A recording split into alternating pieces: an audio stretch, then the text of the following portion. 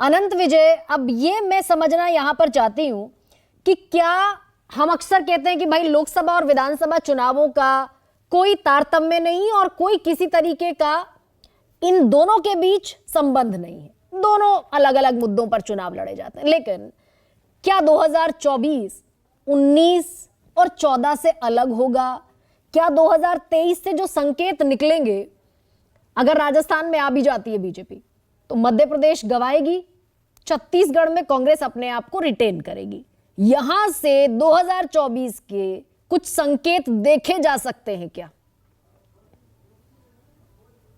सबसे पहले तो मुझे लगता है कि आपने जितने विश्वास के साथ कहा कि मध्य प्रदेश बीजेपी गंवा देगी, इस विश्वास में मुझे थोड़ा संदेह है। अच्छा, क्योंकि अभी इतनी आसानी से ये नहीं कहा जा सकता है कि मध्य प्रदेश में कांग्रेस की सरकार वापस आ ही रही है। पिछली बार भी कांग्रेस का वोट शेयर कम होने के बावजूद उनको सीट अधिक मिली थी और उनकी सरकार आई थी, और दोनों पार्टियों के बीच सीटों का अंतर बहुत कम था। तो ये तो एक बात रही। और दूसरी बात जो आपने पूछी है कि संकेत निकलेंगे, तो मुझे लगता है कि चुनावी परिणाम आने का हमें प्रतीक्षा करनी चाहिए, और जब प्रतीक्षा कर लें उसके बाद जो पीछे के हमारे चुनाव हुए हैं और उसका क्या असर हुआ है। पिछली बार का अगर याद करें तो 18 में जो हुआ था उसमें कांग्रेस पार्टी को राजस्थान में भी जीत मिली थी, मध्य प्रदेश में भी जीत मिली थी, छत्तीसगढ़ में भी जीत मिली थी, तीनों जगहों पे उनके मुख्यमंत्री बने थे। उसके बाद भी हमने देखा कि 19 में चुनाव परिणाम क्या हुए। तब भी बहुत सारे लोग बहुत सारे खुशफहमियां पाल रहे थे और लोगों को लग रहा था कि अब तो नरेंद्र मोदी का 5 साल में ही उनकी पारी समाप्त हो गई है, क्योंकि 3 राज्यों में कांग्रेस पार्टी वापस आ गई है। लेकिन 19 में क्या हुआ? उन्हीं राज्यों में उन्हीं मतदाताओं ने नरेंद्र मोदी को 100 में 100 अंक दे दिए लगभग। हर राज्य की अगर आप बात करें तो मध्य प्रदेश में, राजस्थान में कम से कम 2 जगह पर बहुत भारी मात्रा में, मतलब लगभग 95% 96% सीट उनको मिली। मध्य प्रदेश में 29 में से 28 मिल गई, राजस्थान में क्लीन स्वीप हुआ, 25 में से 25, और छत्तीसगढ़ में 11 में से 9 मिली। ठीक है, तो मैं ये कह रहा हूं कि तो विधानसभा चुनाव, और पिछले दिनों हमने ये प्रवृत्ति बहुत अच्छी देखी है कि लोग स्थानीय मुद्दों पर, अब जैसे आप देखिए कि उत्तर प्रदेश में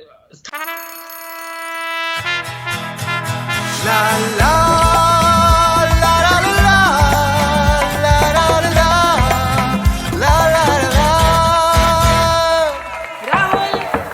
राहुल तन के साथ मन को जगाओ वी गार्ड वाटर हीटर्स के संग। वी गार्ड। स्थानीय निकाय के चुनाव हुए तो वहां स्थानीय निकाय के चुनाव में उसी पार्टी को चुना जिस पार्टी की राज्य में सरकार थी। ऐसा अखिलेश यादव के जमाने में भी हुआ। ऐसा नहीं है कि सिर्फ योगी के मुख्यमंत्री रहते हुए इस प्रकार की। तो लोगों को ये पता चल गया और वो टैक्टिकल वोटिंग कर रहे हैं। उनको मालूम है कि किस चुनाव में किसको वोट देना है। और जो बातें हो रही है इतनी कि विपक्ष एकजुट हो गया और विपक्ष सारी एकजुट हो गया, मुझे लगता है जो INDIA गठबंधन है उसने कुल जमा भी 3.5 पौने 4 दिन काम किया है। अगर आप देखें तो कुछ पार्टियां कह रही हैं कि हम उनको तो अभी चुनाव लड़ने से ही फुर्सत नहीं है। तो 3.5 पौने 4 दिन काम करके आप राष्ट्रीय चुनाव लड़ने का इतना बड़ा स्वप्न देख रहे हैं और वहां चुनाव लड़ने का प्रयास कर रहे हैं। अभी तक आपकी सीट शेयरिंग हो नहीं पाई, अभी तक आपका झंडा बन नहीं पाया, अभी तक आपका CMP हो नहीं पाया, कॉमन मिनिमम प्रोग्राम आपने तय नहीं किया।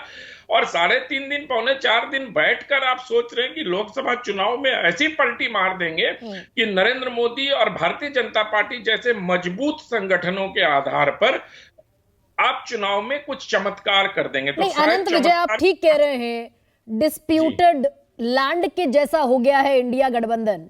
I do agree with that. लेकिन उसके बावजूद जो जातिगत जनगणना जैसे मुद्दे बीजेपी को फिर भी असहज कर रहे हैं कि जब इंडिया बना तो इंडिया पर इतराज हुआ, घमंडिया, PFI सबसे तुलना शुरू हो गई। और जातिगत जनगणना ने क्या वाकई बीजेपी को बड़ी असहज स्थिति में लाकर खड़ा कर दिया है क्या? कि एक तरफ प्रधानमंत्री कह रहे हैं कि भाई जात पात में बांटने का पाप है, और दूसरी तरफ अमित शाह कह रहे हैं कि we are not negative for it, हम करेंगे, कैलकुलेटिव मूव लेंगे, पॉलिटिकल मूव नहीं लेंगे। गरिमा जी, क्या हम ये अपेक्षा भारतीय जनता पार्टी से कर रहे थे कि INDIA गठबंधन जब बना था तो वो भूरी भूरी प्रशंसा करते और उसका स्वागत करते?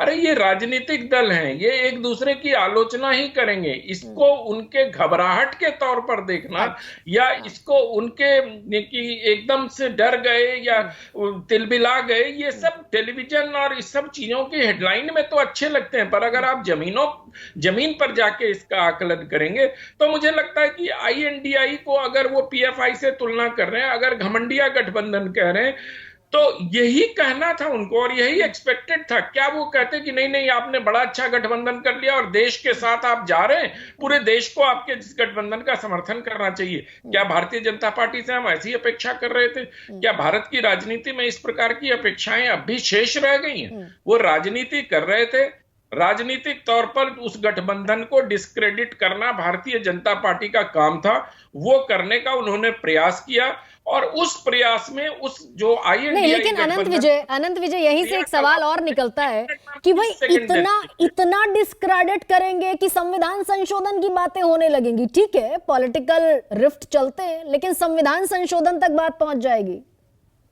गरिमा जी, क्या भारतीय जनता पार्टी का कोई आधिकारिक बयान इस पर आया था कि इस पर संविधान संशोधन कर दिया जाना चाहिए? संसद में खड़े होकर कहा नरेश बंसल ने, राज्यसभा के सांसद नहीं, मतलब मैं तो आधिकारिक बयान पर ही इसकी चर्चा कर सकता हूं। किसी पार्टी के किसी व्यक्ति ने कह दिया होगा, जैसे दिग्विजय सिंह कहते हैं, कुछ कह देते हैं और उसके बाद कहते हैं कि वो तो उनका व्यक्तिगत बयान था। तो मैं तो आधिकारिक बयान तो अथॉरिटेटिव बयान माना जाएगा। ऐसा नहीं है, ऐसा नहीं है। संसद में भी व्यक्ति के रूप में वो बयान माना जा सकता है। ऐसा नहीं है कि वो एकदम आधिकारिक बयान ही उसका माना जाएगा।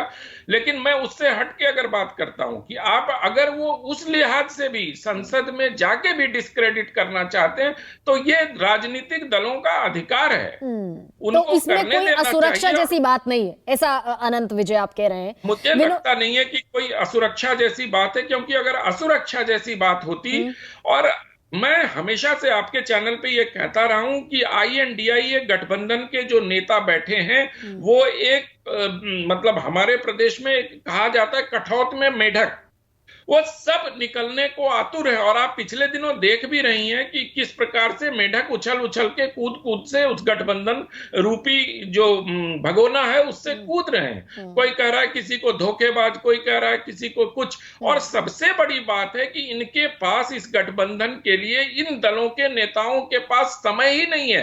अगर लेकिन वो विधानसभा चुनावों की विधानसभा चुनावों के बाद, जैसा कि कहा भी जा रहा है कि भाई सब विधानसभा चुनावों में अव्यस्त है, नीतीश कुमार ने भी कहा,